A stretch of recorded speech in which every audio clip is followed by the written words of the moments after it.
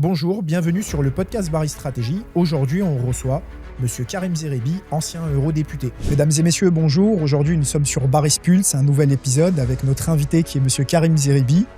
Bonjour. Bonjour Monsieur Karim Zerebi. Bonjour. Donc aujourd'hui, nous allons parler de différents sujets d'actualité, notamment d'économie, de politique, géopolitique, à savoir aussi où est-ce que la France se situe dans le monde, en Europe. Et notamment, les Français, en fait, il y a beaucoup de jeunes qui commencent à nous suivre sur notre chaîne YouTube, podcast. Ils se disent, est-ce que en fait, la France est un pays propice à l'entrepreneuriat? Donc l'idée, c'est de discuter de tous ces sujets-là, si vous le voulez bien, Monsieur Karim Zerebi. Avec plaisir. Donc si vous êtes OK, on va commencer. On y va. Parfait. Alors, du coup, la première question, Monsieur Karim Zerebi, ce serait, alors, aujourd'hui, en France, quel est le climat en France? D'une manière très générale, au niveau, social, au niveau économique, au niveau politique, où est-ce qu'on se situe aujourd'hui? Parce qu'on voit plein de choses dans les médias, dans la presse. Qu'est-ce que vous pouvez nous dire? Je pense d'abord, il faut dire avant tout que la France est un grand pays, est un beau pays. Mmh. Donc, et que quand on vit en France, on doit être aussi conscient des atouts de ce pays et de la qualité de vie que l'on a. D'accord. Une fois que j'ai dit ça, on doit aussi regarder la situation actuelle avec lucidité. Et on voit bien que la France, sur le plan économique, social, sur sa cohésion nationale, va mal au moment où nous parlons. Elle va mal et elle donne l'impression de décliner. Donc, je dirais d'année après année, de quinquennat après quinquennat, quels que soient les gouvernements, les présidents de la République, parce que finalement, la France n'est pas fidèle à sa promesse initiale, qui est une très belle promesse, universaliste, de liberté, d'égalité, de fraternité, de laïcité, qui devrait permettre à tout un chacun de pouvoir à la fois trouver sa place dans la société française, s'épanouir, rayonner, mais aussi donc avoir des perspectives d'avenir pour soi-même et pour ses enfants et les jeunes générations qui arrivent. Or, on voit bien que ces perspectives aujourd'hui, elles sont moindres, elles sont mises à mal. Parce que on a une radicalité dans le débat politico-médiatique qui fait que, comme la France n'arrive pas et ne parvient pas à régler ses problèmes structurels, donc elle cherche des boucs émissaires.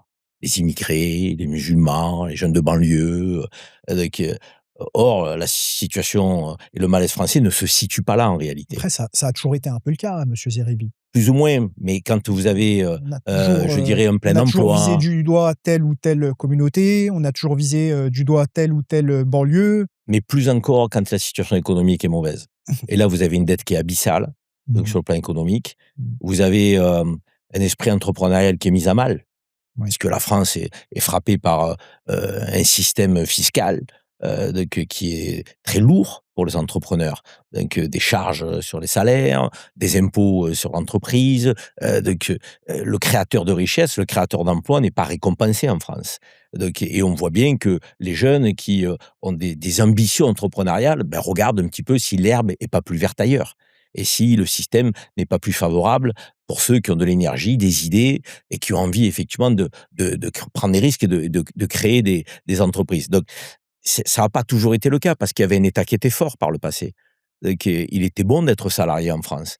Parce que vous pouviez gagner votre vie, devenir une classe moyenne, aspirer à être Bien propriétaire. sûr, Aujourd'hui, cette réalité, elle n'existe elle plus. n'existe plus. Les classes moyennes se déclassent, les classes populaires s'appauvrissent. Je veux dire, on a quand même des signes qui montrent que ce pays va mal. Quand vous Aujourd'hui, avez on sort d'un master. 350 000 personnes sans domicile fixe, Ouais. dont énormément d'enfants, Mmh. on se dit que la 7e puissance mondiale peut faire mieux.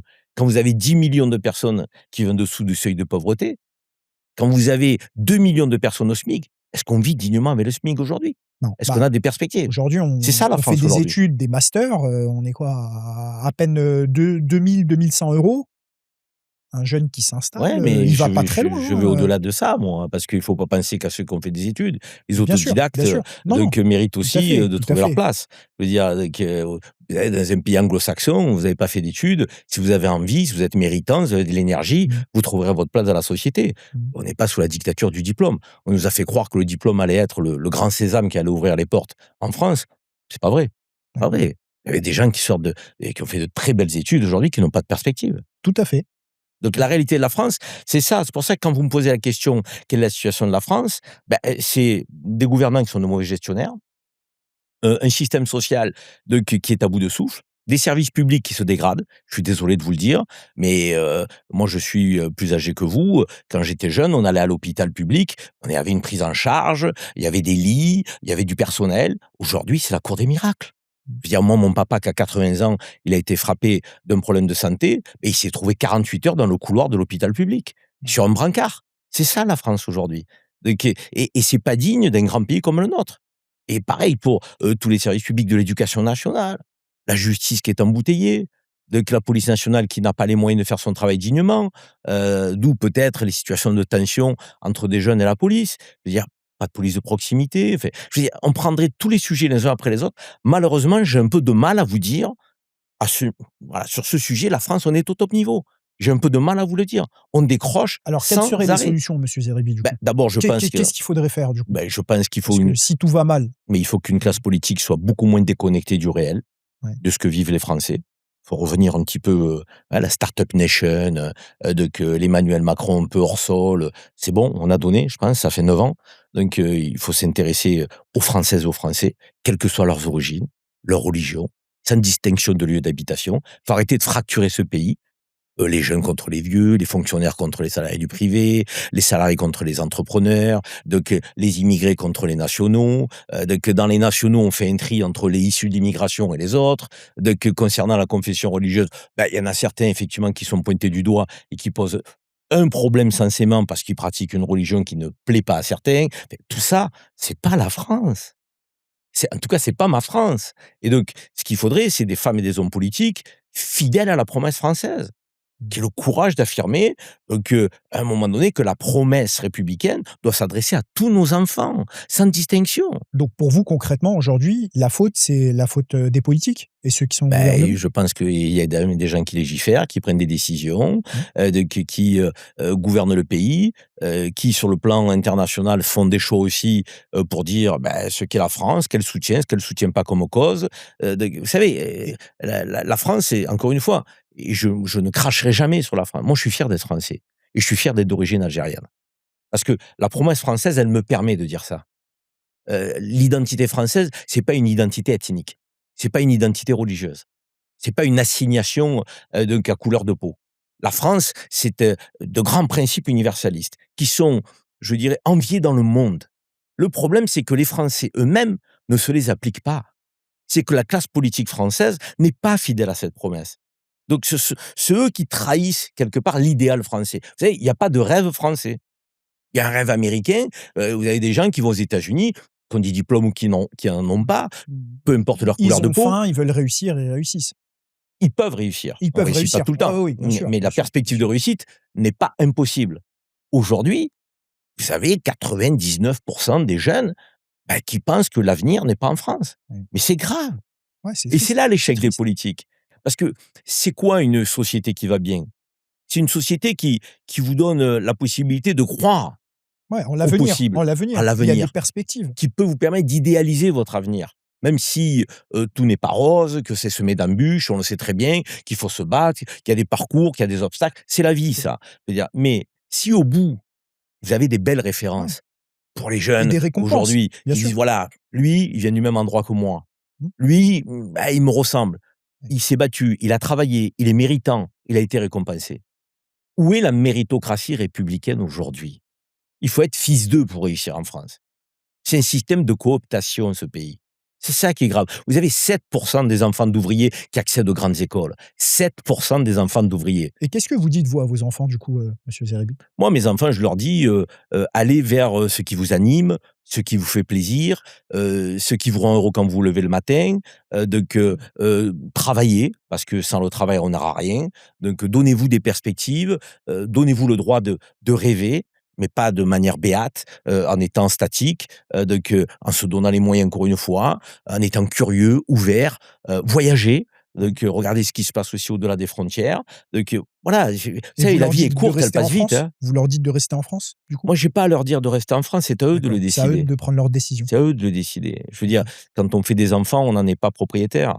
Donc, on leur donne les armes pour être autonomes, ouais. indépendants, Puis après avoir c'est leur libre arbitre, faire leur libre choix. mmh. Donc, moi, je pense que de toute manière, on n'est pas obligé, dans le monde dans lequel on vit, à se dire: «Voilà, je m'installe quelque part et de manière figée, je bouge plus». C'est fini ce temps-là. Et est-ce que vous pensez que, tous ces, comment dirais-je? Tous ces politiciens, donc il y a toute une génération de politiciens qui ont fait leur temps pendant, des dizaines et des dizaines d'années en France. Est-ce que vous pensez pas qu'à un moment donné, ça va se retourner tout ça? C'est-à-dire, En meilleur, en positif? Une nouvelle génération de politiciens, potentiellement, qui vont renverser un peu la tendance? c'est pas une question générationnelle, c'est une question de conviction. Mmh. Ou avoir quelqu'un de OK. 30 ans, qui n'a pas de conviction, qui est incompétent. Demain, Bardella est aux responsabilités en France, c'est la catastrophe pour la France. Il est jeune.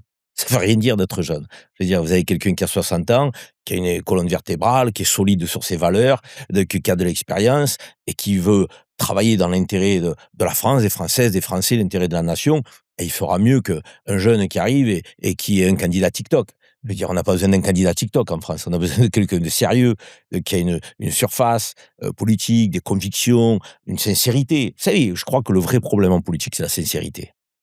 Moi, je crois que les politiques aujourd'hui pêchent parce qu'ils sont insincères, ils sont pas authentiques. C'est ça le drame. Je veux dire, et pour conquérir le pouvoir, ils sont prêts à faire toutes les promesses. Mmh. Une fois qu'ils ont acquis le pouvoir, ils sont prêts à toutes les trahisons. Enfin, ça donne l'impression de l'extérieur. Pour ceux qui connaissent pas la politique, moi je la connais, j'ai été député européen. Je sais ce qu'est le monde Justement, on va en politique. parler juste Je après. sais ce qu'est le monde politique. Mais de l'extérieur, vous interrogez les Français, ils vont vous dire c'est un monde pourri. C'est un monde de trahison, c'est un monde de mensonges, c'est un monde d'intérêt particulier et pas d'intérêt. C'est grave d'avoir cette image de la politique. Mais s'ils l'ont, les Français, c'est que peut-être qu'ils s'appuient sur leur vécu et sur les promesses non tenues de tous les candidats, quelles que soient leurs Mmh. étiquettes. Vous avez un Sarkozy qui est arrivé au pouvoir après Chirac, il a trahi toutes ses promesses de campagne. Vous avez un Hollande qui est arrivé, il en a fait autant. Vous avez un Macron depuis 9 ans, on ne sait pas ce qu'est le macronisme. Donc, en même temps, mais en même temps de quoi? En même temps de rien. Enfin, je veux dire donc, Et du coup, qui serait cet mais homme ou cette femme, il y a pas d'homme providentiel aujourd'hui et c'est pour ça que les gens donc s'interrogent. il y a pas de capitaine, à la tête, Il y du a pays? pas il y a pas de figure emblématique qui donne envie. Mmh. C'est une réalité. Alors après, il y a quelques leaders quand même. Mélenchon est un leader, de la France insoumise. On aime ou on n'aime pas. Donc c'est quelqu'un qui est un tribun, et les mélenchonistes et les gens de la France insoumise ont un programme politique qu'on partage ou qu'on partage pas. Bon, vous avez, quelques individualités, qui peuvent exister ici ou là, sur le champ politique. Dominique de Villepin qui tente de revenir. Est-ce qu'il va réussir son retour? Voilà, il y a quelques personnalités comme ça qu'on peut avoir envie d'écouter, même si on n'est pas toujours d'accord avec elles. Mais je veux dire, c'est court quand même, pour un grand pays comme la France. Alors moi, en fait, je vous parle en tant que, bah, qu'entrepreneur, en fait. Pour moi, en fait, le pays doit être dirigé, comme si c'était une entreprise. Parce que alors moi, personnellement, j'estime, ouais, j'ai une autre vision, hein, en tant que dirigeant d'entreprise.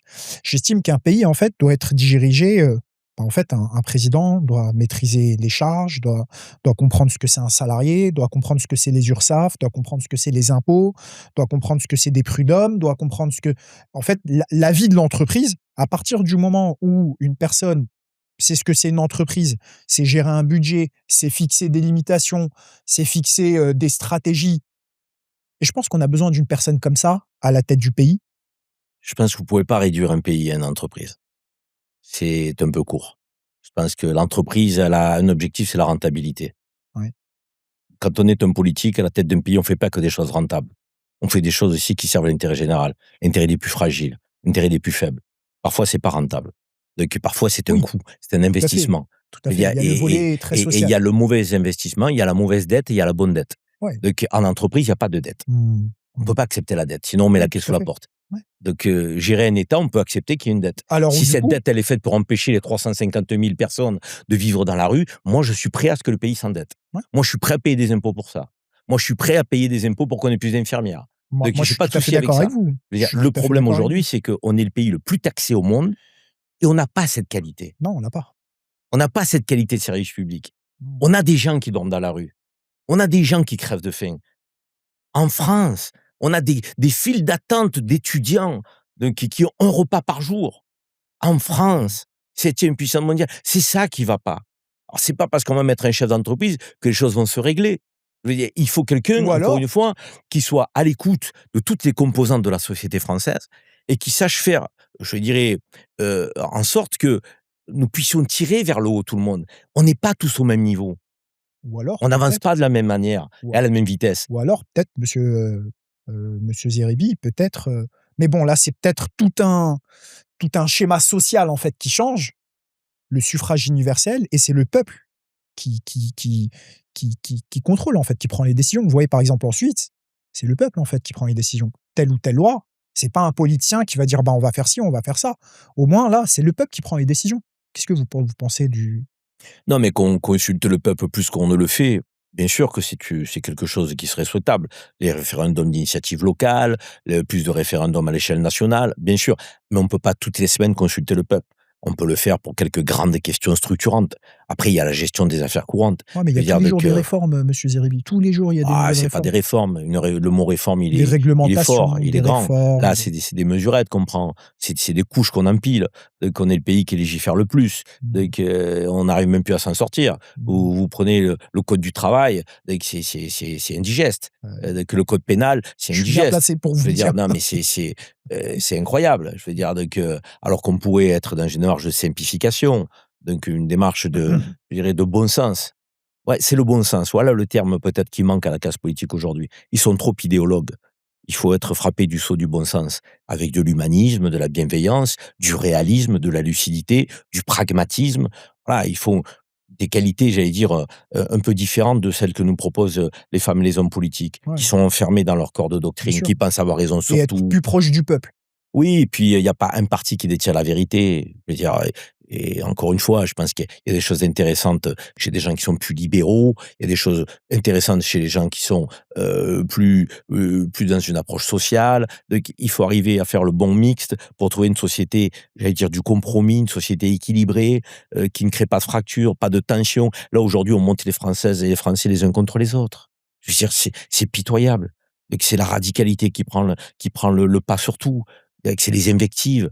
Quand vous écoutez les femmes et les hommes politiques, ils s'attaquent mutuellement, Ouais, bien sûr. personnellement. Je Mmh. dis: «Mais ça ne nous intéresse pas qu'ils Mmh. s'attaquent». Moi, ce qui m'intéresse, c'est qu'est-ce qu'ils veulent faire demain pour, les gens, auxquels ils s'adressent, et que ce soit les chefs d'entreprise que vous êtes. Est-ce qu'ils sont capables de vous dire: «Oui, je vais vous permettre d'embaucher plus, de baisser les charges, je vais avoir une fiscalité plus vertueuse». Est-ce qu'ils sont capables? Mais pour être capable, il faut comprendre comment fonctionne l'entreprise. Je suis pas convaincu que le politique sache comment fonctionne l'entreprise. Non, je suis pas ça, Je suis c'est pas c'est une convaincu. évidence. Je suis pas convaincu. Ça, c'est une Mais je suis évidence. pas Je pense convaincu pas. qu'il sache comment fonctionnent les services publics. Je suis pas convaincu qu'il mesure la suradministration dans un hôpital. Je veux dire, les papiers qu'on demande à remplir à des gens qui sont là pour soigner des gens. Ouais. Et on leur demande les 3/4 de leur temps à faire de la paperasse. Ce pays est très contradictoire, en En fait. fait, vous voyez, jusqu'ici, ceux qui s'expatriaient, c'était les grandes fortunes, concrètement. C'était les grandes fortunes. Aujourd'hui, comme on disait tout à l'heure, aujourd'hui, tout le monde est en train de s'expatrier. Vous prenez, du petit indépendant, au petit artisan, qui veut partir parce qu'il estime qu'en fait, le climat, il est meilleur ailleurs. Et aujourd'hui, en fait, tout le monde est en train de partir, c'est Fait fou le quand même. climat, il y a pas de si vous connaissez un pays, idéal, il faut me le dire. Je Non, ça pense qu'il y en a n'existe pas. pas. Parce que peut-être que vous allez avoir un pays où la fiscalité est plus attractive. Dès que vous allez tomber malade, bah, vous allez peut-être revenir en France. Donc, vous savez, cette contradiction-là, Mmh. permanente, qui dit, Mmh. Oui, bien sûr, «Je bien vais sûr. aller dans Il un y a il y a il y a endroit». rien qui est parfait. Bon, je veux Tout à dire, fait, il y a rien qui est et parfait. concernant les grandes fortunes qui partent, je pense que certaines n'ont pas besoin de partir. Avec des très bons fiscalistes et les niches fiscales, vous payez moins d'impôts que le patron de PME. Ah, Il y a des gens qui ça, payent c'est une 7-8 évidence. d'impôts Ah oui, et non, qui mais bien sont en sûr. France Ah oui. et qui sont des, multimilliardaires. Mmh. Et vous avez des gens qui sont des patrons de PME, ou de TPE, et qui vont payer, plein pot. Voilà, la question des inégalités à tous les niveaux, Ouais. elle devient de plus en plus criarde. Mmh. C'est ça le problème de la France. Mmh. C'est-à-dire que ce pays qui promettait l'égalité, pas l'égalitarisme, parce qu'on va pas être, tous, logés à la même enseigne, l'égalité républicaine. C'est-à-dire, je vais pas avoir une approche à géométrie variable. Vous êtes patron de PME, mais vous paierez autant d'impôts que le grand groupe. Le grand groupe paiera autant d'impôts que vous. C'est pas vrai. C'est pas vrai. C'est pas comme ça que ça marche.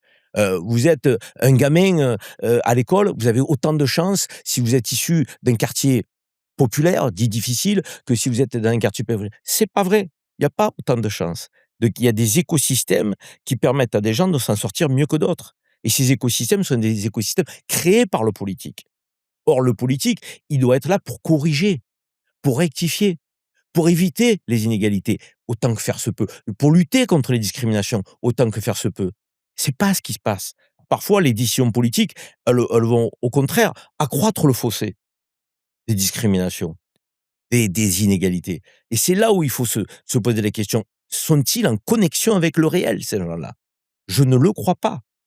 Je Je ne le crois pas. je ne le pense pas non Et plus. c'est ça qui est dérangeant aujourd'hui. Je C'est ne pour le ça que pense pas. moi j'ai du respect pour les élus locaux, plus que pour les élus Oui, parce nationaux. qu'au moins eux, au niveau local justement, ils voient ce qui se Ils sont en passe prise avec la vraie vie. directement.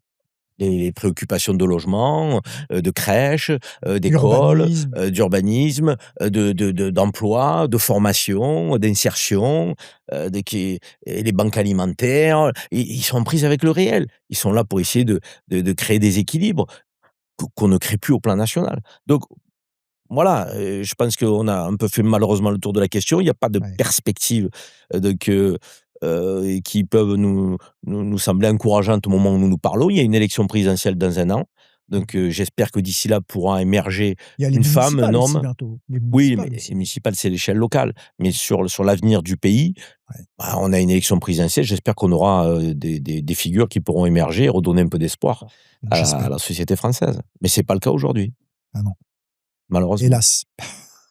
On va passer sur la deuxième question du coup, monsieur Zerébi. Maintenant la France au niveau européen. À l'époque, vous savez, la France et l'Allemagne, c'était, le duo, c'était les 2 patrons de l'Europe. Aujourd'hui, la France, elle se situe où? Elle a perdu son leadership, la France, sur la scène diplomatique en général et sur la scène européenne en particulier. Moi, j'ai été parlementaire européen à une époque où Ouais, on parlait du moteur franco-allemand. Aujourd'hui, on voit bien que, vu les problématiques qu'on vient d'évoquer, de la France qui se qui décline, qui se déclasse un petit peu à tous les niveaux, elle est beaucoup moins écoutée et sa voix, porte beaucoup moins à l'échelle de l'Union européenne. Et puis, il y a des décisions aussi à l'échelle internationale qui ont été prises par la France qui, de mon point de vue, sont pas à la hauteur de ce grand pays, de son histoire et des valeurs qu'il prétend porter. Donc, je parle des conflits, qui sont dans le monde, la manière dont on a été un peu va-t-en-guerre, sur le conflit russo-ukrainien. On aurait dû être une force de médiation, toujours permanente, pour essayer d'aller vers la paix. Donc on a voulu montrer les muscles. Macron, à un moment donné, a voulu se comparer à Poutine et je pense qu'on n'en a pas les moyens, sur le plan militaire en tout cas. Donc on aurait dû avoir une voix beaucoup plus diplomatique, pour essayer de ramener les gens à la raison, sur ce conflit. Sur la Palestine, la position de la France a été honteuse. i Je le dis clairement. C'est pas la reconnaissance, de l'État palestinien fin septembre, aux Nations unies qui vont me faire dire le contraire. Ça, c'est de l'habillage. La réalité, c'est qu'on commerce toujours avec Netanyahou, et sa bande de criminels, qu'on n'a pas sanctionné comme on aurait dû sanctionner, donc le gouvernement, d'extrême droite messianique israélien, qu'on n'a pas été en soutien véritable et sincère des Palestiniens, qu'on n'a pas porté de voix nationale et européenne là-dessus. L'Espagne a fait beaucoup plus que nous, donc il faut le dire, alors que c'est un pays qui a moins de poids que nous normalement sur la scène internationale européenne. Mais Pedro Sanchez a eu le courage de dénoncer, le génocide, de mettre fin au commerce entre l'Espagne et Israël. Nous, il y a des armes qui continuent de transiter par les ports français pour aller éradiquer le peuple palestinien. Ça peut pas nous rendre fiers d'être français, ça. Je veux dire, donc la voix de la France dans le monde, donc elle est aphone aujourd'hui. On a été chassés de tous les pays du continent africain. Parce qu'avec l'arrogance française, on a parlé à nos anciennes colonies comme si elles étaient toujours des colonies actuelles. Il faut qu'on arrête avec ça. Je veux dire, c'est insupportable. Je veux dire, aujourd'hui, les peuples africains sont souverains, indépendants. Ce néocolonialisme économique, donc il faut y mettre un terme. Et à ce titre, on attendait beaucoup de Macron, qui en 2017 était allé en Algérie avant la campagne, donc pour dire crime contre l'humanité. Il va falloir qu'on reconnaisse les crimes contre l'humanité de la France en Algérie. On s'est dit enfin un Français qui va regarder la réalité de l'histoire en face, sans accuser le peuple de France d'aujourd'hui, parce que là n'est pas le sujet. Les Français d'aujourd'hui ne sont pas les colons d'hier, mais il y avait un régime colonial indigne. Et Mmh. ce que nous attendions, c'est que la France, le président français, le gouvernement français ne fasse pas, je dirais, le chemin à moitié et dise clairement l'ignominie de la colonisation. Donc, il y a eu des séquences de 1830 à 1962. Macron n'a pas été au rendez-vous, encore une fois. Et qu'est-ce Pour qui la fait du conquête du pouvoir, il était prêt à dire des choses. Dans mmh l'exercice, il a disparu. et qu'est-ce qui fait du coup Emmanuel Macron en ce moment? Non, Emmanuel Macron, il est dans une forme d'un pas en avant, de pas en arrière sur la scène internationale. Il se fait humilier par Trump, mais il continue de tendre l'autre joue. Donc, la voix de la France, on ne l'entend pas dans le monde. C'est dramatique parce qu'encore une fois, vous savez, moi j'aime la France parce que c'est mon pays, je suis né en France. Et encore une fois, il n'y a pas d'incompatibilité entre être français et être d'origine donc algérienne, marocaine, tunisienne, africaine ou ce que vous voulez. Donc, et j'ai pas de problème d'identité. Donc j'aime la France. Mais j'aime la France quand elle est la France. Pas quand elle oublie ce qu'elle est, dans son ADN politique, dans Mmh. son essence politique. Mmh. Et les droits de l'homme et du citoyen, la déclaration, c'est la France. Bien sûr. La France des Lumières, c'est la France. Liberté, égalité, fraternité, c'est la France. Liberté de conscience, de croire ou de pas croire, c'est la France. Cette France-là, moi, je l'aime. Mais où est-elle? Où est-elle? À la fois sur le plan intérieur et sur la scène internationale. Où est cette France qui doit, à un moment donné, parler clairement, d'une voix intelligible, forte, puissante, cohérente, humaniste, et pragmatique à la fois aux Français, sur les problèmes de politique intérieure, mais à la fois à l'échelle internationale. Cette France n'existe plus. Et certains, se prétendant patriotes, je pense à l'extrême droite, prétendent vouloir faire revivre la France. Or, ils font tout sauf ça. Parce qu'ils vont à l'encontre de ces valeurs que j'évoque, qui sont universalistes et qui donnent envie à tout un chacun de venir en France, qui donnaient envie.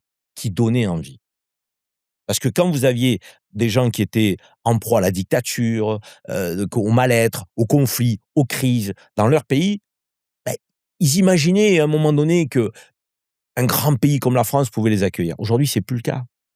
Aujourd'hui, ça n'est plus le cas. Aujourd'hui, il y a d'autres destinations pour ces gens-là. Parce que la France est affaiblie dans sa voix, dans ce qu'elle représente, dans son incarnation. Et donc voilà, il faut que la France redevienne la France. Elle ne le redeviendra pas avec l'extrême droite, avec les radicaux, et encore moins avec ceux qui aujourd'hui sont les vassaux des États-Unis et accompagnent Netanyahou dans sa politique messianique qui est suicidaire au Moyen-Orient, suicidaire. Regardez ce qui se passe aujourd'hui. L'Iran a été attaqué. Pardonnez-moi, j'ai aucune affinité avec le régime des mollahs, mais l'Iran a été attaqué. On parle d'une guerre préventive. Mais on marche sur la tête. Et face à l'excuse et à l'argument d'une guerre préventive portée par Trump et Netanyahou, qu'est-ce qu'on fait? On parle de la riposte iranienne qui se défend. Et on dit: «Ah, la riposte iranienne n'est pas bonne, on risque effectivement de rentrer dans le conflit pour dire aux Iraniens que votre riposte n'est pas acceptable». Mais qui a attaqué? Qui a déclenché une guerre préventive? Qui a déstabilisé la région? C'est les États-Unis et Les États-Unis et Israël. Je veux dire, donc, et on n'a pas le courage de le dire. Mais si on n'a pas le courage de le dire, c'est qu'on n'est plus la France. C'est qu'on n'est plus la France. en effet, ça rejoint en fait tout ce que vous avez dit, c'est qu'à l'époque, concrètement, la France, elle avait son poids international. Quand Chirac a refusé en 2003 J'allais y venir. donc l'invasion en Irak, ben, je suis désolé, Voilà. qu'on soit de droite, de gauche, du Ça, centre, voilà. qu'on soit Il avait un avis musulman, tranché. catholique, juif, athée, donc à un Au moment moins, donné, on il se son avis disait: tranché, ouais. «Waouh, il y a une voix au Conseil de sécurité des Nations unies. Mmh. Il y a une voix qui est celle de la France qui dit non. Ouais. Non, non, il y a pas d'armes de destruction massive. Vous allez pas nous mener en bateau. Donc vous déclenchez une guerre, donc et derrière, il y aura le chaos. Et qu'est-ce qu'il y a eu? Il y a eu le chaos. Après, même au niveau, européen, il y a pas c'est très mitigé. Enfin, quel est le Il leader n'y a pas de européen? politique Il y en européenne a pas, étrangère. Il n'y en a il y pas. en a pas. Il y Donc a il y il y a a une on parle de la culpabilité. France, Il y a une culpabilité dans allemande. l'Europe, Non, mais c'est pas mieux. il y a une culpabilité allemande à l'égard d'Israël qui est liée à l'histoire. Une culpabilité allemande. Donc, ils ne critiqueront jamais Israël. Donc, il y a une forme je dirais, d'accompagnement français aujourd'hui, de complicité française sur la politique qui est menée par le gouvernement d'extrême droite messianique. Donc, encore une fois, Ce sont des petits pays comme la Belgique, petits pays, je dis avec respect, l'Irlande, l'Espagne, la Slovénie, ce sont ces pays-là qu'on entend aujourd'hui. Vous trouvez que c'est normal? Non, c'est pas Alors que normal. le grand pays comme la France qui est au Conseil de sécurité des Nations unies, je rappelle qu'il y a 5 pays au Conseil de sécurité des Nations unies, la Grande-Bretagne, la France, la Chine, la Russie, les États-Unis. Donc la France pourrait donner de la voix. Là, elle pourrait dire: «On convoque, donc un conseil de sécurité, on porte une résolution pour condamner l'attaque américano-israélienne», et qui est une attaque qui n'est pas là pour libérer le peuple iranien. Ils en ont rien à faire Macron, il du était à peuple la iranien. télé, hein, Mais ils en ont rien à faire du peuple iranien. avec le Non, sous-marin. mais c'est fou quand même de pouvoir nous mener en bateau de la sorte. Faire croire que Trump et Netanyahou sont soucieux du peuple iranien. Ah mais ce foutage de gueule n'a pas de limite. Ils sont capables de tout. Et ce qui est grave, c'est que c'est une démocratie comme les États-Unis qui a élu un Trump. C'est là, où c'est inquiétant, où ça nous dit qu'une démocratie n'est pas la solution à tout pour éviter les fous au pouvoir. Parce qu'on peut avoir un système démocratique qui mette un fou au pouvoir. Mmh. La preuve. Pour moi, Trump est quelqu'un qui a un fonctionnement qui relève de la psychiatrie. Netanyahou, c'est la criminalité, qu'incarnée. Je veux dire, quand on a ça, et c'est eux aujourd'hui qui donnent le là, qui donnent je dirais l'orientation du monde. Ah, il y a un grave problème, c'est la fin des Nations unies. En fait, les Nations unies, il y a plus de droit international. Et du Il est coup bafoué totalement. et du coup, au niveau, du bloc, chinois, russe, qu'est-ce qu'ils font, eux, aujourd'hui? Ils Mais sont où? Ils mais se trouvent où dans tout ça, en ces fait? pays-là jouent leur carte personnelle. Mmh. Chaque État-nation joue sa carte personnelle. On est dans des faux blocs, en réalité. La Russie et la Chine sont censés effectivement soutenir l'Iran. Pourquoi? Parce qu'ils bénéficient effectivement, du pétrole iranien. Donc, mais la réalité, c'est que quand l'Iran est attaqué, la Chine ne veut pas rentrer en guerre. Parce que c'est une troisième guerre mondiale sinon. Et donc, on laisse effectivement, la région s'embraser, et on va aller chercher d'autres voies du côté chinois, pour se fournir en énergie fossile. Et on n'est pas dans une démarche, de soutien, d'effectible, de vision partagée. Ce ne sont que des visions d'intérêt, que des visions d'intérêt. Et à partir du moment où les intérêts, quelque part, sont mis à mal, on va aller en chercher, d'autres ailleurs. Donc là, le prix du baril va flamber, donc il va y avoir une inflation, liée à la guerre. Trump avait bien préparé son coup avec le Venezuela, parce que le Venezuela est quand même le pays, qui a le plus grand nombre de réserves de pétrole au monde. Du coup, en déclenchant cette guerre et en créant une inflation, il a la main sur le pétrole vénézuélien, donc il avait tout prévu. Je veux dire, c'est programmé de longue date. Ouais, Il y a un cynisme qui est effrayant. Et on veut nous faire croire que Trump était en train de négocier, avec, les Iraniens sur le nucléaire. Mais il négocie d'accord. rien du tout. Donc au même moment, on avait, l'armée américaine qui se préparait à cette attaque, et Netanyahou qui a programmé depuis très longtemps déjà, d'attaquer l'Iran. En fait, ils veulent mettre des marionnettes dans les pays, qui les arrangent, la Syrie, donc la Libye, l'Irak, l'Iran demain. On met des marionnettes, on met des gens à notre main, donc pour notre business. Il y a que ça qui les guide. L'intérêt des peuples, ils n'en ont rien à faire. Ouais, bien sûr. Donc c'est pareil pour les Palestiniens. On nous parle du Hamas, mais le Hamas, s'ils avaient voulu faire des attaques ciblées sur les dirigeants du Hamas, ils l'auraient fait. Avec les moyens technologiques aujourd'hui, ils peuvent envoyer des bombes, limitées qui frappent un bâtiment, un étage en particulier. Donc c'est ce qu'ils ont fait quand ils ont tué Khamenei. Donc là, Au ils mètre savaient carré. qu'il était en réunion, bah, ils ont frappé. Les dirigeants du Hezbollah au Liban, ils ont frappé. Et pourquoi ils l'ont pas fait pour le Hamas? Parce que le choix, c'était d'éradiquer le peuple palestinien. C'était pas de porter atteinte au Hamas. Le Hamas, c'est une créature de Netanyahou. On nous prend pour des imbéciles. Il est là le drame, je dirais, de ce monde dans lequel on vit, qui est un monde qui n'a plus de repères, qui n'a plus de sens, qui n'a plus de boussole. C'est Israël qui a tout fait pour financer le Hamas. La Hamas les attaque, ils prétendent vouloir l'éradiquer. En réalité, c'est l'éradication du peuple palestinien qu'ils veulent. Ils veulent plus de Palestiniens en Palestine. Et une fois qu'ils auront réglé le cas des Palestiniens, ils régleront le cas des Libanais. Parce qu'ils veulent aussi le Liban. Ils veulent aussi une partie de la Jordanie. Ils veulent une partie de l'Égypte. C'est le grand Israël. On est dans une approche de folie. Et aujourd'hui, cette folie, ben, elle est, en train de se mettre en œuvre et quand la Cour pénale internationale, prend des décisions, qu'est-ce qu'on fait? On pointe les juges.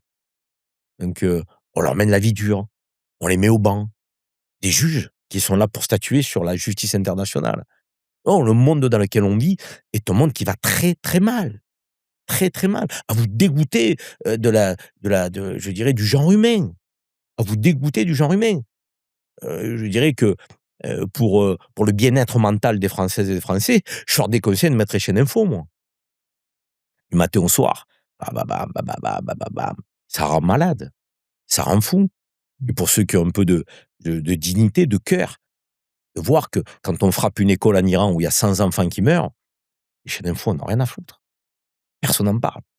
Quand il y a 3 Israéliens qui meurent, en boucle, on parle que de ça.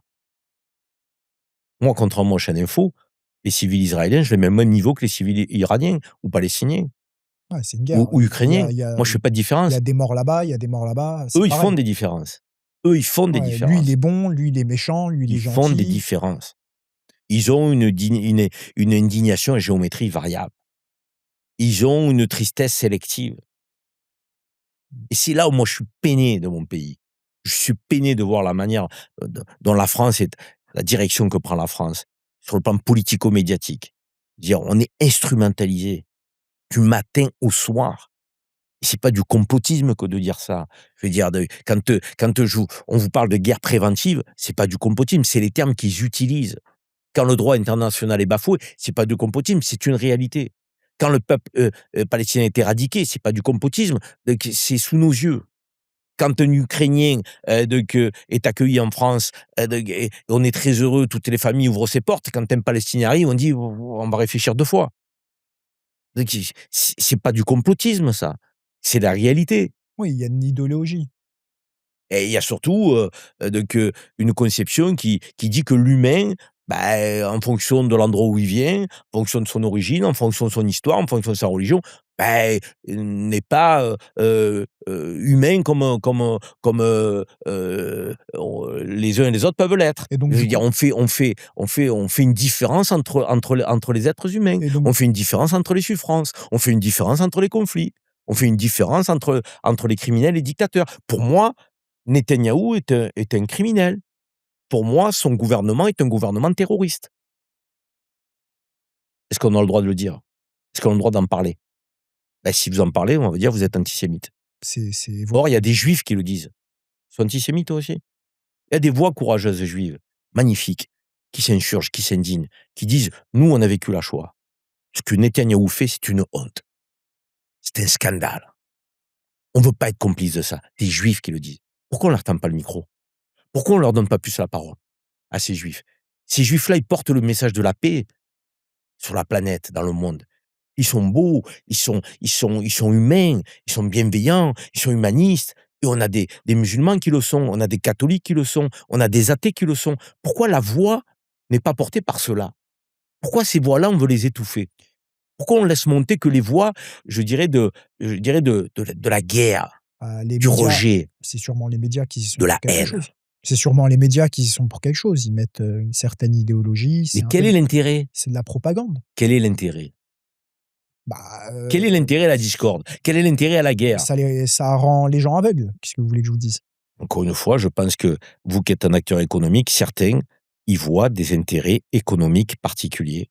Mmh. L'économie de l'armement est très prospère. La guerre énergétique, donc on la vit. À chaque fois que les États-Unis mettent leur dévolu sur un pays, c'est parce que ce pays possède des ressources énergétiques. Oui, il y a des Ils intérêts n'iront économiques. jamais faire d'ingérence dans un pays pauvre. Parce que le pays pauvre soit géré par un dictateur ou pas, ils n'en ont rien à faire. Il est pauvre. Or, un pays qui a des ressources, ça les intéresse. Et pour aller, en tant que prédateur, mettre la main sur ses ressources, qu'est-ce qu'il faut? Une excuse, un argument. Donc l'argument, c'est, le dictateur, qui, maltraite son peuple, c'est, l'arme nucléaire. Mais l'arme nucléaire, on peut en parler 2 minutes de l'arme nucléaire? Israël a l'arme nucléaire? Est-ce que l'arme nucléaire détenue par Israël est autorisée? Est-ce qu'ils l'ont fait, je dirais, avec l'accord, des instances internationales ou est-ce qu'elles l'ont fait avec le désaccord des instances internationales. Ils l'ont fait avec le désaccord des instances internationales. Ça veut dire qu'Israël a le droit d'avoir la bombe nucléaire sans l'accord des instances internationales, mais l'Iran n'aurait pas le droit de l'avoir. Ben, moi, ma position est très claire. Ça Je me plaît veux pas. ni que l'Iran l'ait, ni que Israël l'ait. Mais au moment où nous parlons, Israël l'a, et l'Iran ne l'a pas. Et l'Arabie Saoudite ne l'a pas.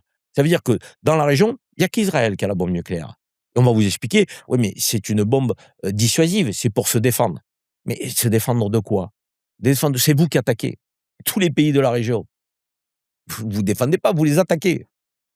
C'est vous qui voulez empiéter sur le territoire en permanence.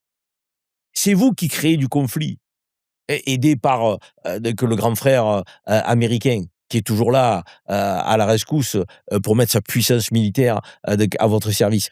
Donc, on vit dans un monde Ouais, qui est abominable, Ah ouais, non, mais ça, c'est une évidence. qui n'est pas beau. Et malheureusement, La je ne guerre, sais c'est pas ce pas que bon ça pour tout le prédit monde. pour les générations qui arrivent. Et dans ce monde qui n'est pas beau, on aurait aimé avoir une voix de la France un peu différente, forte, courageuse, audacieuse. Une voix pour la paix, une voix pour les équilibres, une voix pour le droit international, une voix pour le respect des peuples opprimés, une voix contre la colonisation, une voix pour l'autodétermination des peuples. Cette voix-là, aujourd'hui, elle n'est plus portée par notre grand et beau pays, qui se rabougrit, qui se replie sur lui-même, qui se rétrécit. Je veux dire, c'est triste. C'est triste. Est-ce que Alors vous j'espère un sursaut quand je vous dis ça. Moi, je suis quelqu'un d'optimiste de nature. J'espère un sursaut. Mais ce sursaut, au moment où nous parlons, malheureusement, on ne le voit pas venir. est-ce que vous pensez que la France a encore une identité, d'une manière générale? Je pense qu'elle est en train de la perdre, son identité. Mmh. L'essence Et politique de la France est en train de disparaître. Vous savez, c'est dans les moments difficiles qu'on fait les grandes femmes et les grands hommes. Aujourd'hui, on traverse un moment très difficile et malheureusement, on ne voit pas de figure émerger. Au contraire. Donc, on accompagne le déclin. On accompagne, je dirais, la décadence dans notre pays. Et on en est même complice, du coup, parce qu'on est les vassaux des États-Unis. Enfin, c'est la loi de la jungle, c'est la loi du plus fort. Donc, et jadis, on avait une puissance militaire qu'on n'a plus aujourd'hui. Donc, bon, on a l'arme nucléaire, mais c'est une arme de dissuasion. Mais on voit bien que si demain, la France, elle était confrontée à un conflit de haute intensité, elle ne tient pas 3 jours, 3-4 jours. Ouais. C'est des généraux français qui le disent.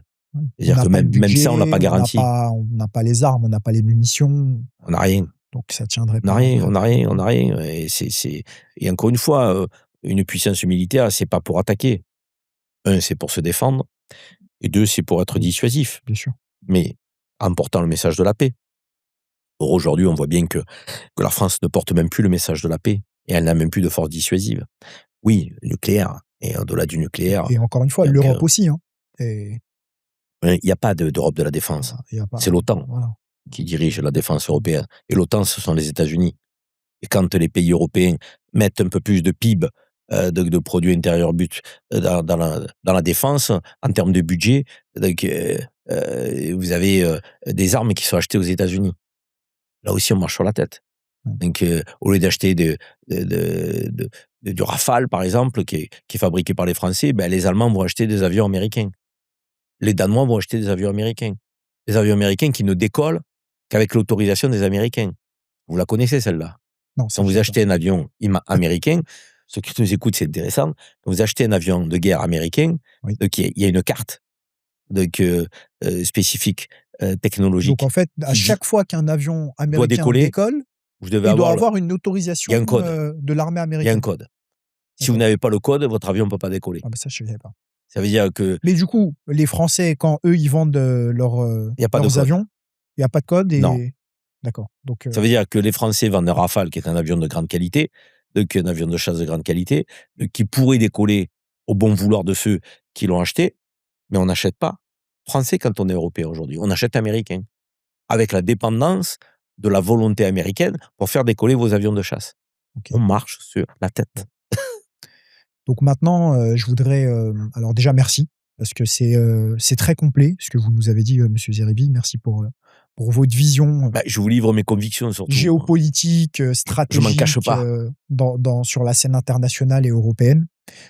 J'aimerais reparler un peu, comment dirais-je, du côté, économie français et européen et notamment, comme vous l'avez compris, moi je conseille aussi des dirigeants, enfin je commence à conseiller des dirigeants d'entreprises francophones dans le monde entier et beaucoup se posent la question, est-ce que en fait, et notamment pour les nouvelles générations, est-ce que la France peut encore accueillir les nouvelles générations de jeunes entrepreneurs qui veulent entreprendre en France et qui pensent que, la France est une terre propice pour l'entrepreneuriat? C'est une vaste question parce que ça dépend du secteur dans En lequel, quelques phrases, ça dépend du secteur dans lequel on d'une se manière générale, d'une mais c'est de manière générale, c'est compliqué parce que c'est le domaine des services n'est pas le domaine de l'industrie, le domaine de l'industrie n'est pas le domaine agroalimentaire, donc il y a le domaine, des nouvelles technologies, il y a l'IA qui va rentrer en ligne de compte oui, et qui va révolutionner, donc le fonctionnement de nos économies. mmh Il y a les normes, qui parfois, sont bloquantes en France parce que vous avez les normes européennes, donc dont que ne subissent pas les asiatiques, les américains, mais vous avez des normes françaises parfois qui vont au-delà des normes européennes, ce qui ne facilite pas non plus l'entrepreneuriat. Quand vous êtes toujours frappé de normes, vous devez être plus vertueux que votre voisin avec lequel vous êtes en concurrence. Donc ça, c'est quand même pas facile pour les entrepreneurs. Prenez simplement un agriculteur qui est un entrepreneur quelque part, puisqu'il est là pour nourrir, la société. Un agriculteur français, il est frappé par des normes européennes, Il est bloqué dans tous les sens, le mais il est pauvre. frappé par des normes françaises Ouais, qui vont au-delà des normes européennes. ouais. C'est-à-dire que le voisin agriculteur espagnol, il a moins de normes que l'agriculteur français. Comment vous voulez que l'agriculteur français soit compétitif? On lui met des normes sociales, environnementales que l'espagnol n'a pas. OK Bah, il sera plus compétitif. voilà, et la France aujourd'hui, si elle veut, j'allais dire devenir, parce qu'elle n'est pas en réalité, une terre pour les entrepreneurs. Ouais. Mais si elle veut le devenir, même s'il y a des entrepreneurs magnifiques, hein, des gens qui ont réussi, qui réussiront encore, il y en a, Ouais, il y a de qui très sont beaux courageux, qui entrepreneurs. sont ingénieux, qui sont méritants, il y en a. Mais on aurait pu, avec le contexte et l'écosystème français, avoir beaucoup plus de puissance entrepreneuriale. Et si on en veut de la puissance entrepreneuriale, il faut qu'on se pose des questions. Est-ce qu'on ne peut pas favoriser le démarrage du jeune entrepreneur déjà? Pourquoi on ne le favorise pas? Pourquoi on ne met pas en place un système, les 3 premières années, pas d'impôt? Moi, je préfère voir un jeune aujourd'hui qui crée une entreprise, et même s'il ne paie pas d'impôts et que rien ne rentre dans les caisses de l'État, mais qui va créer de l'emploi, plutôt qu'un jeune qui va pas créer son entreprise parce qu'il va être frappé déjà d'emblée de taxes, de fiscalité, qui vont, l'empêcher d'entreprendre. Donc, ouais, c'est des choses simples. L'abus de biens social. Abus de biens social. Moi, j'ai été condamné pour abus de biens social, en tant qu'entrepreneur.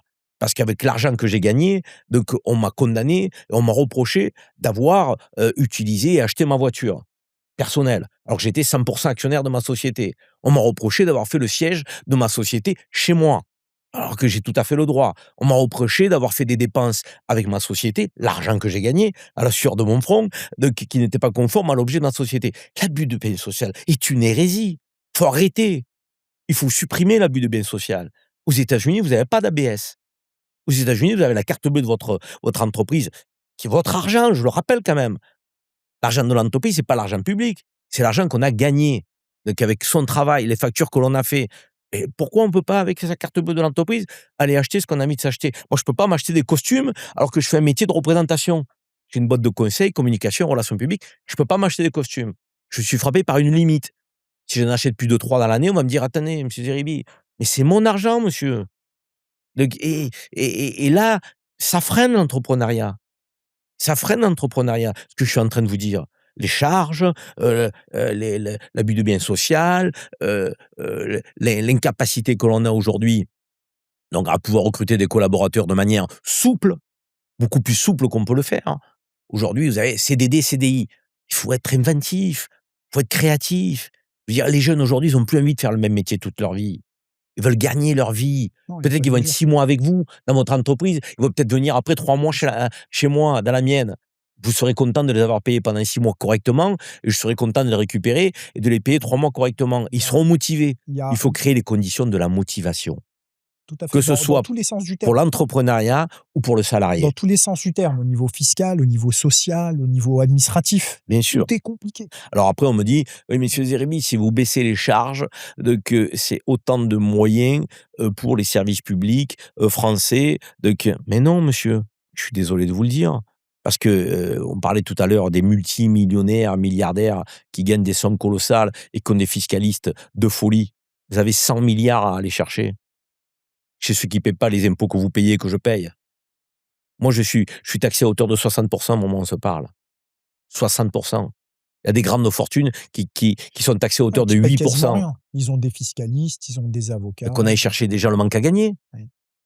Et si on va chercher le manque à gagner, peut-être qu'on pourra baisser le niveau de taxes de gens comme moi, Mmh. comme vous, qui sommes des entrepreneurs moyens, on va dire, Ouais, sans prétention, mais qui sommes heureux de faire ce que nous faisons, de nous lever le tout à fait.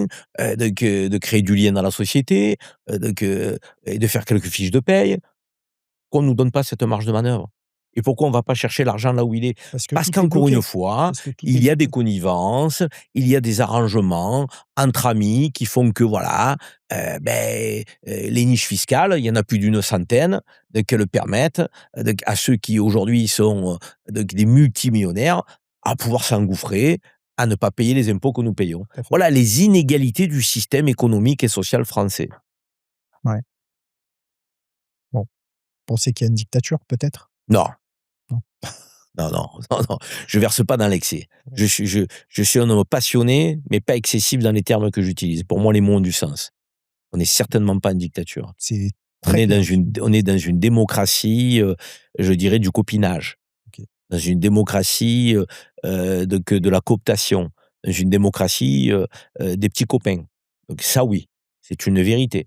D'ailleurs, la République dans laquelle nous vivons, si vous n'avez pas de réseau, pour un jeune, vous ne trouverez pas de stage en entreprise. Pour quelqu'un qui sort avec de belles études, vous aurez du mal à avoir le premier contrat de travail. Pour celui qui crée une entreprise, donc si vous n'avez pas les contacts, vous aurez du mal à aller chercher les clients. C'est une réalité. La République de la cooptation, la République du réseau. C'est pour ça que je dis souvent aux jeunes, quand je fais des conférences, quand Il je vais faut à leur développer le rencontre, réseau, développer le réseau. bien sûr. Le réseau, c'est la base, c'est la clé de C'est tout. la base, c'est la clé. Exactement. Je préfère quelqu'un qui n'a pas fait d'études. Mais Et qui je a dis pas développé un et je dis réseau. pas ça parce que je n'en ai pas fait, donc je suis autodidacte. Donc je préfère quelqu'un qui n'a pas fait d'études, qui est autodidacte, qui a développé un réseau, qui a une capacité d'adaptation, À aux parler avec les situations, gens, à plutôt que quelqu'un discuter. qui a fait HEC et qui pense qu'avec son diplôme, toutes les portes vont s'ouvrir. Ouais. Celui-là ne m'intéresse pas. Mmh. Bien que j'ai beaucoup de respect pour ceux qui font des études, même si j'en ai pas fait. Bon, merci beaucoup pour ce point de vue. Merci. En quelques mots, très rapidement, parce qu'après je sais qu'il y a un sujet de cœur, on va en parler juste après. Hem, Au niveau de votre carrière, politique, vous êtes toujours dans la politique aujourd'hui, Non, monsieur non, Zirel? non, pas du tout. D'accord. Qu'est-ce que, J'ai arrêté la politique, moi. vous pouvez retenir de votre carrière politique? Les D'abord, on j'ai va pas fait dire les d'abord, j'ai bons, pas fait de carrière, le ah terme par est enfin pardon, pas de carrière, mais non, non, moi je suis pas un carriériste, quel que soit le OK. sujet. Alors, Moi, je suis un homme vivant qui fait ce qu'il aime, ce qui le passionne. c'est-à-dire J'ai été footballeur, j'ai été responsable associatif, militant syndical, conseiller de ministre, élu, député, chef d'entreprise, conseiller de président d'entreprise, homme de ouais, médias. c'est très C'est large, beau ça. bien sûr. Non, mais moi C'est une diversité. mais c'est ça la vie. Mmh. C'est pas de faire toute la vie la même chose, de rentrer à 25 ans assistant parlementaire et de sortir à 80 ans député ou sénateur. Ouais. C'est pas intéressant ça pour moi. Donc Non, c'est pour ça, ça c'est une carrière. Moi, je n'ai pas fait de carrière. Moi, j'ai un parcours atypique qui me permet effectivement d'avoir plusieurs vies dans une vie. Et c'est ce qui me permet aussi de parler de sécurité parce que j'ai été conseiller du ministre de l'Intérieur.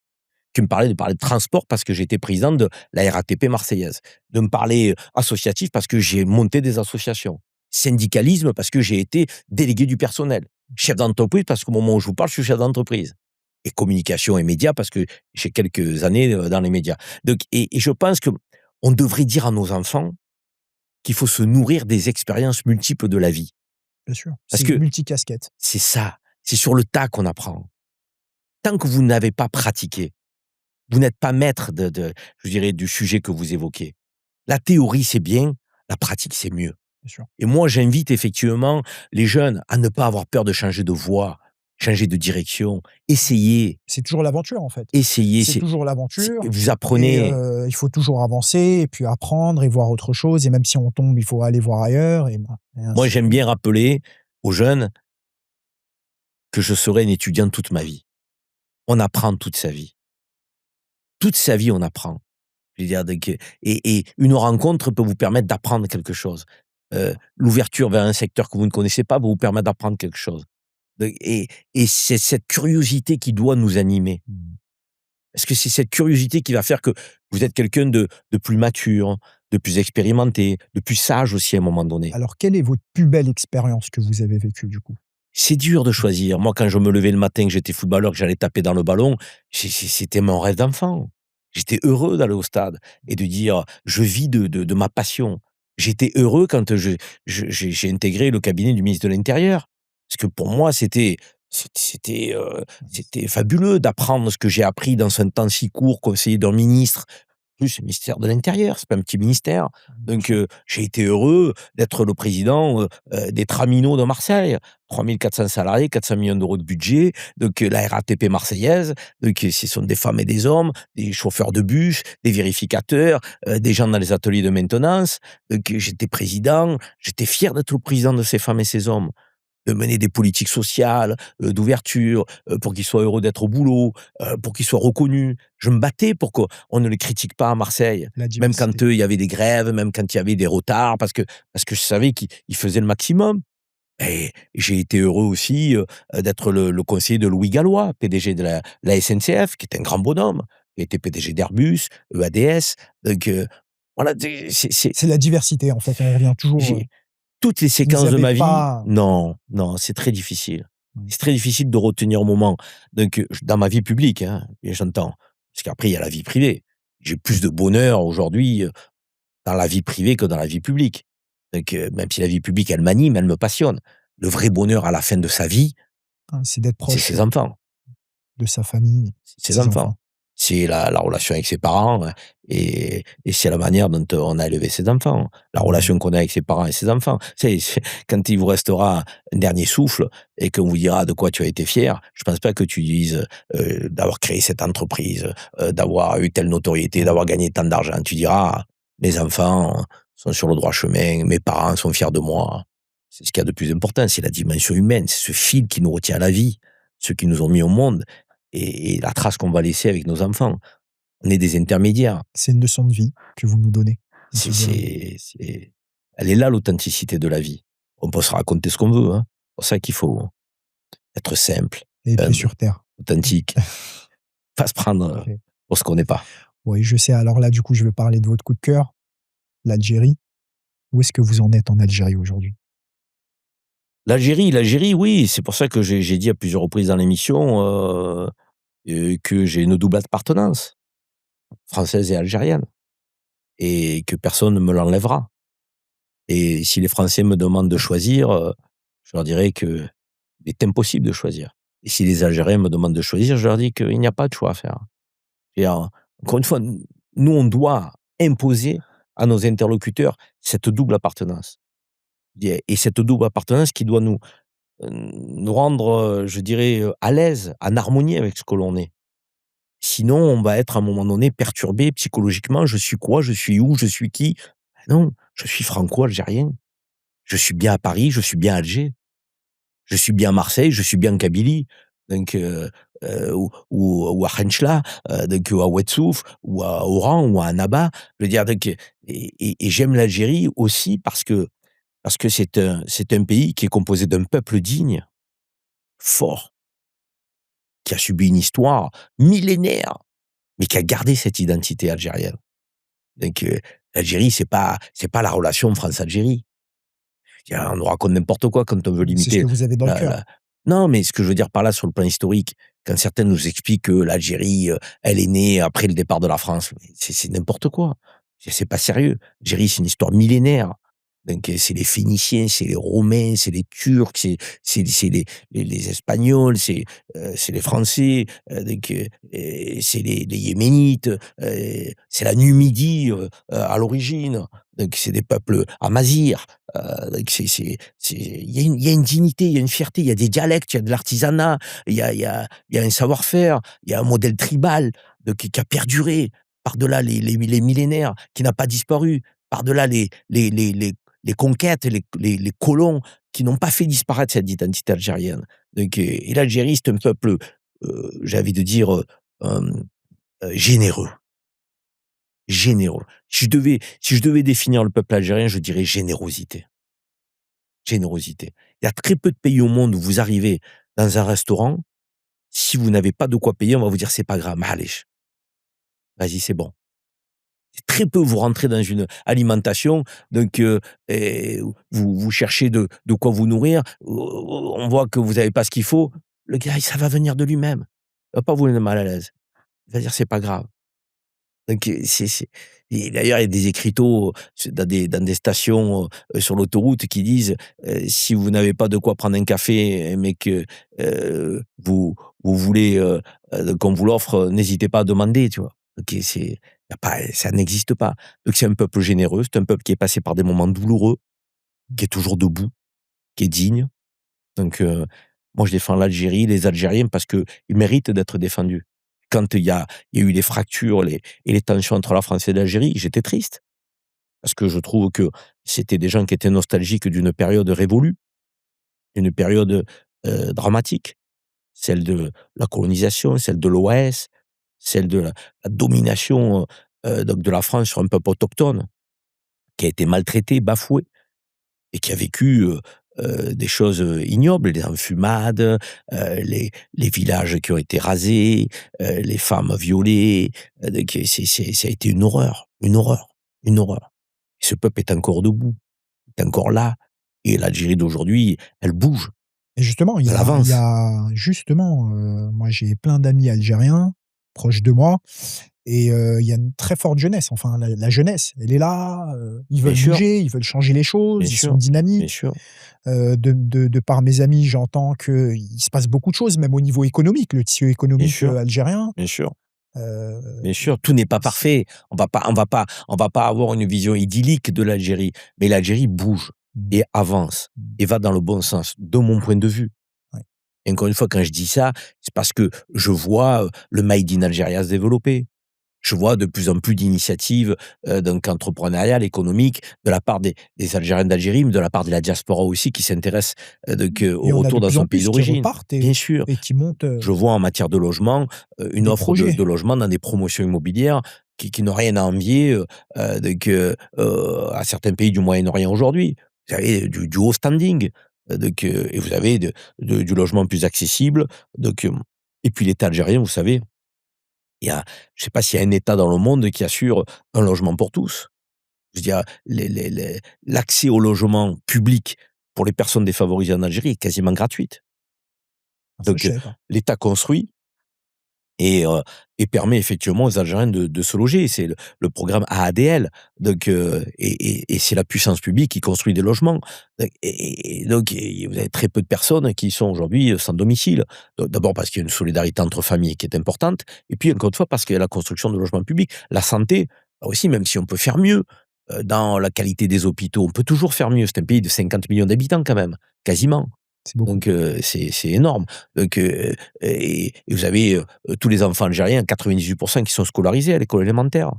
Vous avez 1 800 000 étudiants, en Algérie à l'université. Donc vous avez, des entreprises Ça algériennes bouge. qui tous les jours, Ouais. donc émergent, et se créent dans le domaine de l'industrie, de l'agriculture, de la pharma.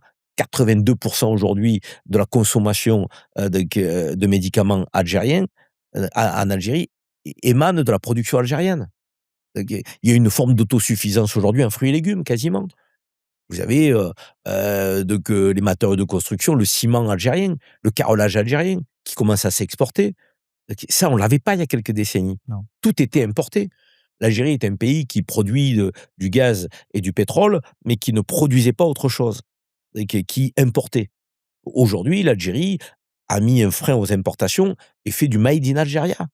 Et du qualité. Il y avait un salon du cosmétique auquel j'ai participé, que j'ai été invité il y a quelques semaines. Donc, il y a 4 ans, vous aviez, une trentaine de producteurs de cosmétiques algériens.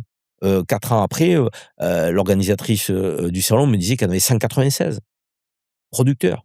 Ça bouge. Et j'ai rencontré un jeune, qui a 32 ans, donc et qui a créé une marque qui s'appelle la marque Touché, donc Oussama, hein, je le salue. Donc la marque Touché, elle fait un carton, carton. Des centaines de salariés, des labos aux normes internationales, donc des produits de beauté, des produits pour les cheveux, des produits pour la peau. C'est l'Algérie d'aujourd'hui, Oui. n'en déplaise à certains. Bah, vous parlez pour toute une génération, d'Algériens, d'une jeune génération d'Algériens, qui ont il y en a beaucoup encore qui hésitent en fait, qui sont là, qui hésitent à partir là-bas. Et Après, on n'est pas obligé de s'installer définitivement quelque part, je le disais tout à l'heure. Un pied ici, un pied là-bas, c'est le monde d'aujourd'hui, hein. Je veux dire, dès que quand vous êtes marseillais, vous êtes à 50 minutes d'Alger en avion, hein. ouais, c'est pas très long. Je mets moins de temps à faire Marseille-Alger en avion, que Marseille-Paris en TGV. Marseille-Paris en TGV, c'est 3h20. 50 minutes, Air Algérie, Marseille-Alger. Donc, demain, je crée une entreprise à Alger, un jeune crée une entreprise à Alger, il peut, avoir, sa résidence à Marseille, son appartement à Alger, faire des allers-retours, avoir, sa société ici et là-bas. C'est le monde d'aujourd'hui. Donc, on peut télétravailler aussi selon le métier qu'on a aussi, à distance. Donc, non, je pense que, il faut qu'on comprenne qu'aujourd'hui, la mobilité, elle est beaucoup plus facile qu'elle Ouais, n'était, le par monde le est petit. passé. Donc, et donc il faut utiliser cette facilité-là. Et quand on a une proximité, il y a la Méditerranée qui nous sépare, 2 heures de Paris, 1 heure de Marseille. Je veux dire, on peut avoir un pied ici, un pied là-bas. En Le tout cas, monde est c'est ce que petit. je recommande à la diaspora. Bon, il nous reste 50 secondes. C'est très précis, monsieur Ziribi. Vos petits mots pour la fin, pour conclure. Qu'est-ce que vous pouvez dire? Merci. Bah, Merci de écoutez, moi votre aussi, ce invitation. fut un plaisir, ce fut un honneur, vraiment. C'était très riche en Merci. informations et vous avez été très, enfin, sincère et honnête. Enfin, ça se voyait, vous avez donné, C'est ma marque de votre fabrique. temps. Je peux pas Merci être beaucoup, autrement. Merci à vous. c'était un honneur. Merci Merci. beaucoup.